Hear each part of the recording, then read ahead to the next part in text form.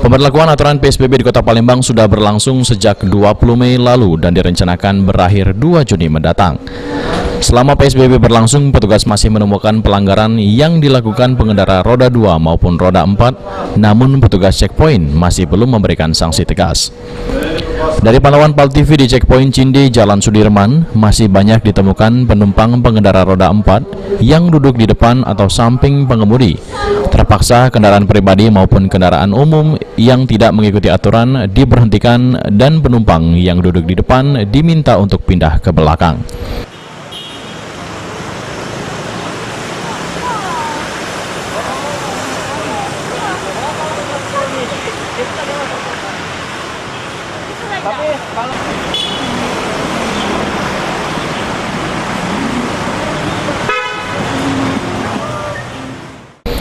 Memang sesuai aturan PSBB untuk kendaraan roda 4 jenis mobil minibus, jumlah penumpang dikurangi 50% atau dengan pola 1 di depan, 2 di tengah, dan 2 di belakang. Sementara untuk jenis mobil sedan, 1 pengemudi dan 2 penumpang duduk di belakang. Untuk kendaraan bermotor roda 2 tidak diperbolehkan membawa penumpang terkecuali penumpangnya satu alamat dengan pengemudi.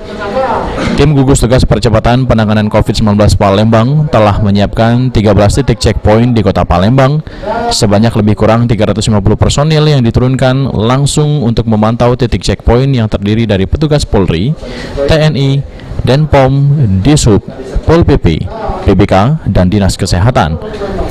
Di lokasi checkpoint, petugas akan memeriksa jumlah penumpang, penggunaan masker, serta dilarang untuk melakukan mudik lebaran.